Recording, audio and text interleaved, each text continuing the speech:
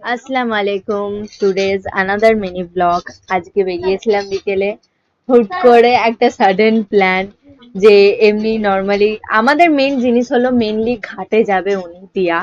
ঠিক আছে, যাই হোক, আমাদের কালকে নবী দিবস আছে, প্রফেট মোহাম্মদের বার্থডে, তার জন্য আমাদের এরকম মানে মসজিদটা সাজানো হয়েছে অত সুন্দর করে। দেন ঘাটে আসলাম, দেন ওখানে একটা ক্যাফে ছিল, চা কালচার বলে ক্যাফেটা, ভালোই বেশ, খাওয়া দাওয়া ঠিকঠাক একদম।